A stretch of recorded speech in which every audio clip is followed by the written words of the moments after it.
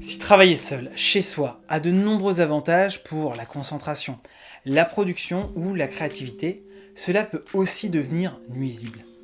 La solitude provoquée par la distance, l'isolement ou des espaces inappropriés peut aussi entraîner une perte de motivation, de confiance en soi, voire mener à un sentiment d'anxiété ou de déprime.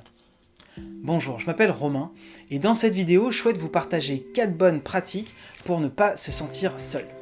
La première, c'est d'entretenir une bonne dynamique d'échange. En fait, il existe de nombreuses idées virtuelles ou en présentiel pour créer et stimuler des interactions. Faire des pauses café en visio, des after-work apéros ou de jeux vidéo, participer à des ateliers, des lives, des conférences, des séminaires. Que vous soyez télétravailleur, entrepreneur ou indépendant, pensez à réseauter lors de ces moments en prenant contact avec quelques participants. Se sentir seul peut démotiver. En améliorant votre espace de travail, vous aurez davantage envie de poursuivre vos projets.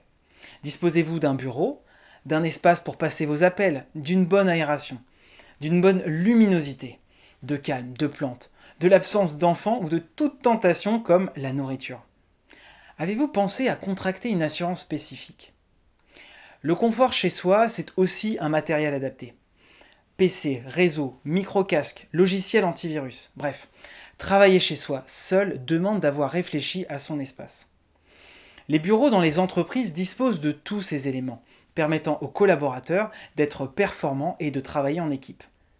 Mais depuis quelques années, il existe aussi une alternative qui s'est développée, les espaces de coworking, des espaces confortables que l'on partage avec d'autres coworkers.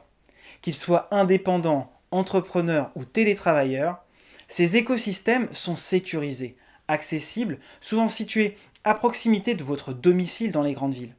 Ces espaces conviviaux peuvent même domicilier votre entreprise, c'est-à-dire utiliser l'adresse de l'espace pour réceptionner votre courrier. Ça fait très professionnel.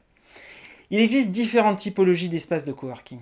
Les espaces café à l'heure ou à la journée pour une meilleure productivité, les espaces de coworking au mois, les espaces business dans les hôtels et les espaces hybrides comme dans des chambres de commerce et d'industrie qui restent accessibles, on n'y pense pas. Ces espaces sont parfaits pour sortir de la solitude et vous stimuler. Enfin, pour éviter la déprime, de la solitude, misez sur votre bien-être à la fois physique et psychologique. Pour avancer, il faut aussi prendre soin de vous-même. Faites des marches entre midi et 2, des siestes, de la lecture, de la gym ou de la méditation par exemple. Pour vous aider, j'ai écrit un article complet avec des suggestions complémentaires, une sélection de lieux et des bons plans à trouver dans la description de la vidéo. N'hésitez pas à me partager des idées en commentaire. À très vite.